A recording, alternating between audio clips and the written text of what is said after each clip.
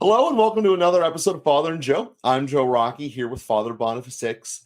And Father, one of the lessons or teachings from the Bible that I have had so much problem with growing up and conceptually grasping was when Jesus says you have to live with childlike dependence upon God. I now have a child, and I think that I might be seeing this in a little bit of different light now that I have a 2-year-old. And I think that if I give this example, it will help express it. And I think that this might be the context in which it was meant to be said from Jesus, or meant to be understood, I guess. And that was, as my son was developing, if he didn't see me or feel me directly touching him, changing him, playing with him, or whatever, I didn't exist. And then he got a little bit bigger, and if I was in the room but not touching him, that became okay. I still exist. I'm over on the other side of the room. I'm not in his face holding him. And then it became, he can hear me even if he can't see me, and that's good enough. And then that gap of time in between him hearing me started to grow and grow a little bit. But Joey still knew that I was here and I was with him. And then it eventually became, this is our house. This is our home. Dad is there. And then it grew to, this is my house. As long as I'm in the house, Dad will be here. And I go through that process intentionally because I think that it's part of, and again, not trying to encapsulate all of it, but part of what Jesus was saying with, you need to act and think like a child to be with God. And in some ways, I think I might have just articulated my son's growth in faith. Granted, faith in me being there to be with him. And I wanted to talk about that because if that is the case, it's an exercise we can practice ourselves to help us grow faith in this department. But I also wanted to see if the starting notion is accurate, or if I'm just connecting two dots that shouldn't be put together. No, I think it's a beautiful illustration. There are those kinds of childhood development or developmental models, which at a human level can be a mirror for what they are like at the supernatural level, the faith level. So I think it's beautiful. And that's the right distinction, faith in you as opposed to faith in God. And of course, you are not as faithful as God is, but the closer that you get to him, the more that it builds that up in your son. He has a real experience at a human level of faithfulness, of trustworthiness. And so that's going to help him to believe in a father, a heavenly father, who is also trustworthy and keeps his promises. And so it's a beautiful illustration. And we tend to call that in the psychological language object permanence. So things don't just exist when I'm experiencing them with my senses, but things exist beyond the experience of my senses. And then also there's a kind of relational permanence, that the relationship persists even when I'm not experiencing it with my senses. And then you also connected that to some other things like the house, and that relationship gets tied in with the house and potentially with other objects or places or other relationships. I'm sure that your wife also makes you present in a particular way. I really experienced that growing up. My dad was in the Navy, and for a certain time when I was growing up, he was out at sea for large chunks of time. But as I look back on it, I never felt like he was absent. He felt very present to me. And as I kind of explored that, I think it was really my mother especially who made him so present, that she always anticipated him coming home, spoke about him, was connected to him, and connected us to him through her own love. So all of those ways of experiencing faithfulness, trustworthiness beyond the purview of our senses, being able to trust in promises is really, really important. Yeah, and I think that that's something that's fantastic that you brought up there, in that one relationship can grow another. And that the fact that, using your example there, your dad literally was away. He was at sea, doing his job with the Navy, and you were still able to feel that there. And I think that in part is what we're all called to do with God, is that be relationships for other people, to say, hey, he's here, he's real. It's not like we're making him up. You will see your dad again. In your case, literally. In our case, when we pass. But I think that's something that is a responsibility and a way to grow within ourselves that is powerful. Because I'm sure as your mother was going through that, she was becoming closer to your dad at the same time. And as I'm saying this out loud, I think I might be articulating what being a witness is. I might be off on that expression as well. But I think that there's just so much to this practice of going through, how do I feel that God is there? What stage am I at? Am I the part where I need to be touched constantly? Do I need to be able to see him in the corner of the room? Do I need to hear him? Or have I gotten to a point where I just know he'll be there and I know where I can find him? And I think that those steps actually, I mean, they might have different ways to look in your own life, but I think they are the prominent ones. And to look at where we are in that spectrum and how to go from one to another, I think is important. Because on the one hand, I don't think it's realistic to expect to see miracles and blessings every single second or every single day, like it would be in the touchy playing with me phase. I just don't think that that's realistic. But I also don't believe that just because you're not seeing them constantly doesn't mean that God is out. He said, deal with this yourselves. I'm never coming back. And I think that dichotomy is really kind of what's going on in a lot of people. And as a result, it's become much easier to disappear into the ether of life, into the screens that we have, into all of the other distractions that keep us from building up relationships with each other and also obviously with God. Yeah, I wouldn't want to make a a direct correlation.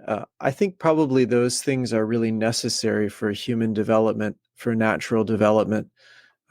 We have to have those steady patterns, and it's pretty disruptive if we don't. I don't know that that's true in terms of faith development, but certainly in broad strokes, it would be that generally more towards the beginning of our faith journey. Although, again, you know, people's faith journey starts. I mean, some people are really experiencing things from the earliest years.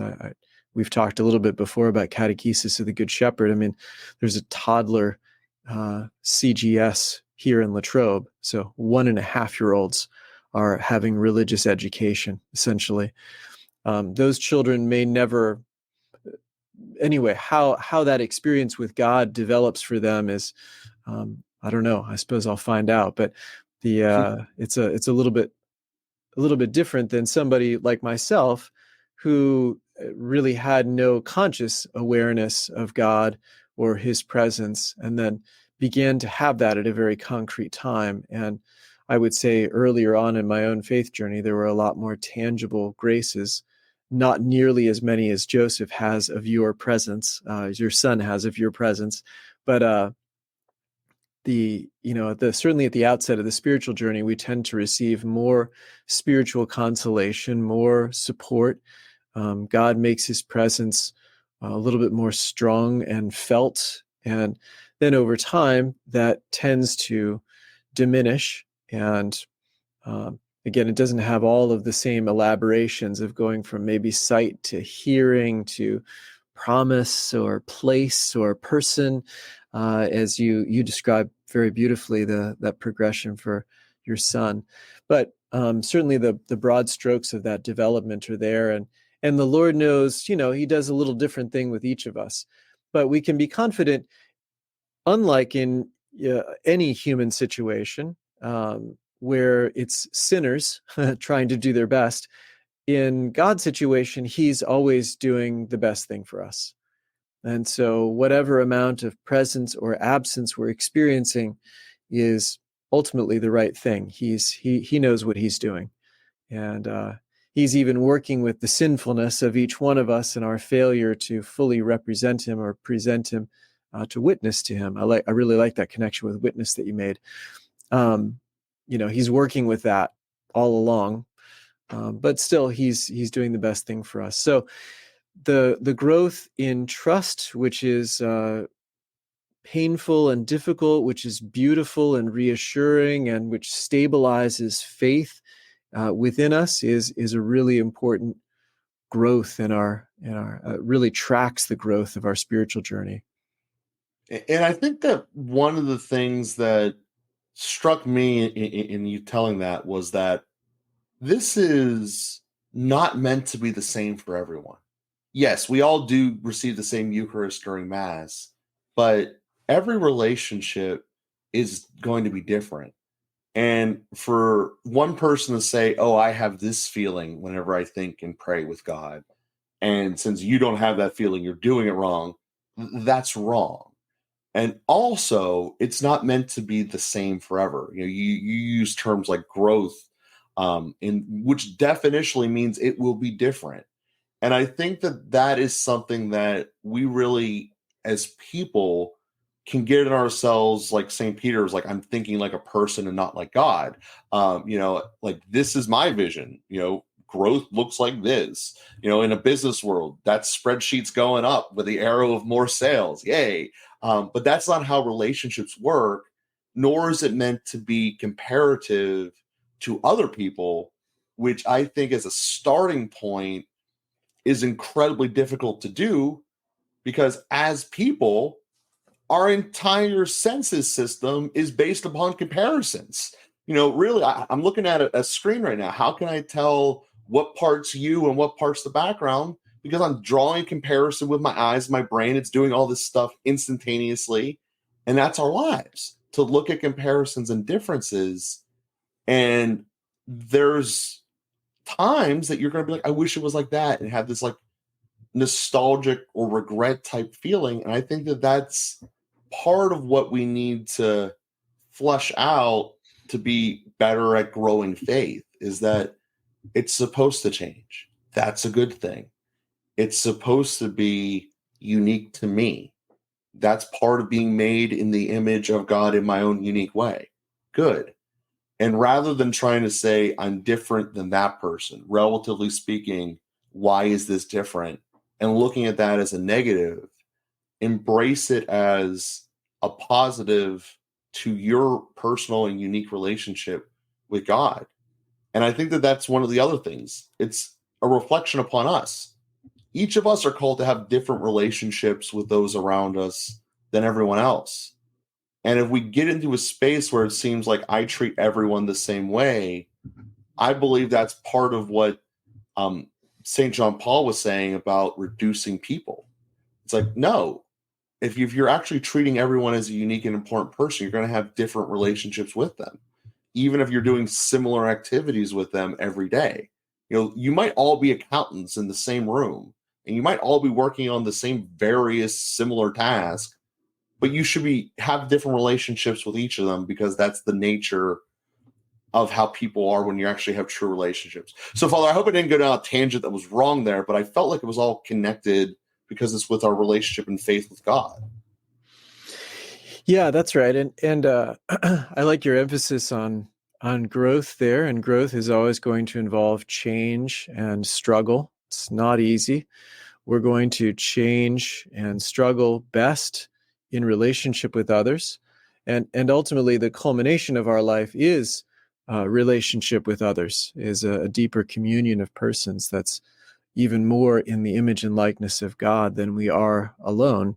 And that communion of persons finds its consummation, its fulfillment in the communion of persons in the Trinity, in God himself. And so, yeah, we're moving in that direction, and that involves growth and trust, and that's precisely the thing that has to be restored from the original sin, from the fall, is broken trust. It was distrust in God, and that led to distrust in each other, that led to distrust in the angels and distrust in creation. And so all of that distrust, all of that broken trust, all of that struggle had to be repaired. And somebody's got to take the risk of trusting. Now, the Lord proves himself trustworthy for us. He gives promises. He shows his fulfillment. He says he's coming home, and he really does. He says he will be with us, and he really is. It's another part that the analogy falls short a little bit is you are not actually with your son all the time, but God is actually with us all the time. It's not just that he will be back. He is always with us. And so there is a transition in there. But how do I experience his being with me? Well, at the least that comes through spiritual consolation. How do I trust that he is still with me in the spiritual desolation? And that's the kind of growth that you were describing. In terms of human absence, we just are having a different experience of God's presence. But all of that growth in relationship through growth in trust, which requires trust to be tested and stretched and then proven trustworthy. And so that's, it's certainly our relational path. And those are beautiful moments of our growth. And then just generally the appreciation. I appreciate your analogy with human relationships and human experiences, and especially with children. I think parents, I love the fact that you're reflecting on your relationship with your son, because I think parents just have a wealth. I mean, they just have a living catechism in their house in observing their children and their relationship with their children. And there's so much to be gained from that. So I really appreciate you bringing that forward as well. Yeah, Father, as you say that, there's also fear and risk that comes with that. And I think that's something that we're dealing with, is that there's certainly lots of ways this thing could go wrong, and living with that every day, I think, is part of a remembrance that this thing we call life is a test to fulfill what's God. And if you're doing things the wrong way, he's a 2-year-old, it will manifest itself real quickly. Reaching your hand in the drawers just to see what's in there can be cool in a toy chest, but not exactly good in the kitchen.